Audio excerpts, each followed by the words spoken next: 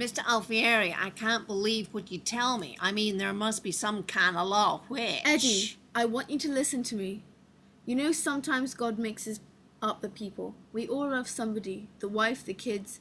Every man's got somebody that he loves, huh? But sometimes there's too much, you know? There's too much, and it goes where it mustn't. A man works hard, he brings up a child, sometimes a niece, sometimes even a daughter, and he never realizes it. But through the years, there's too much love for the daughter. There's too much love for the niece. Do you understand what I'm saying to you? What do you mean? I shouldn't look out for her good? Yes, but these things have to end, Eddie, that's all. The child has to grow up and go away, and the man has to learn to forget. Because after all, Eddie, what other way can it end? Let her go, that's my advice. You did your job, now it's her life. Wish her luck and let her go. Will you do that? Because there's no law, Eddie. Make up your mind to it. The law is not interested in this.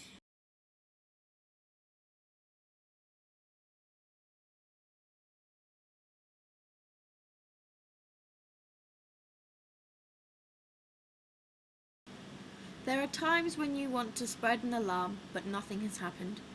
I knew then and there I could have finished the whole story that afternoon. It wasn't as though there was a mystery to unravel. I could see every step coming, step after step, like a dark figure walking down a hall toward a certain door. I knew where he was heading for. I knew where he was going to end. And I sat here many afternoons, asking myself why, being an intelligent man, I was so powerless to stop it. I even went to a certain old lady in the neighborhood, a very wise old woman. I told her, and she only nodded and said, "Pray for him." And so I waited.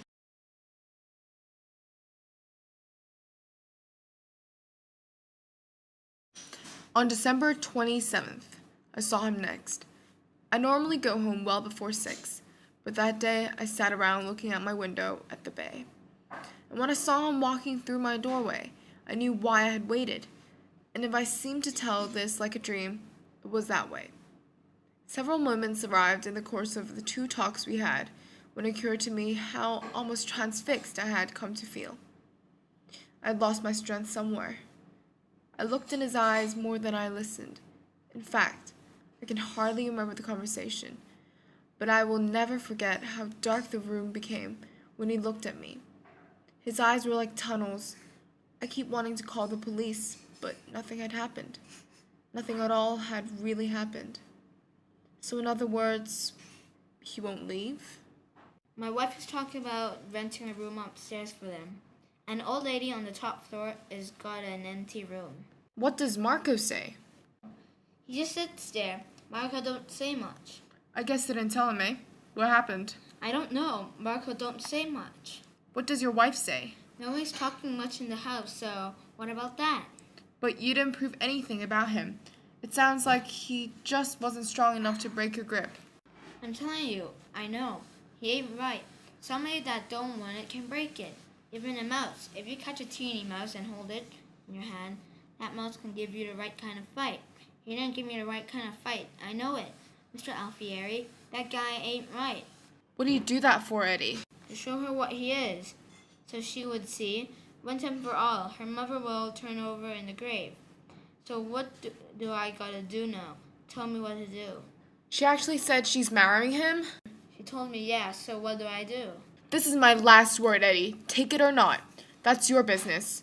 Morally and legally, you have no rights. You cannot stop it. She's a free agent. Didn't you hear what I told you? I heard what you told me, and I'm telling you what the answer is. I'm not only telling you now, I'm warning you. The law is nature.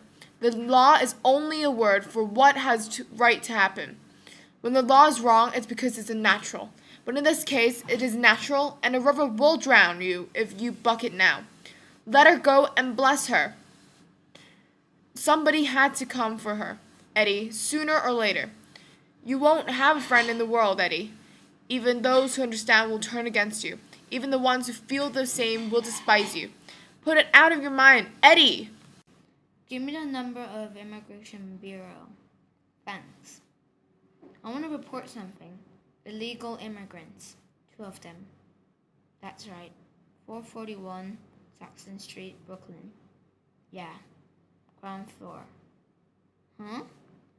I'm just around the neighborhood, that's all. Huh?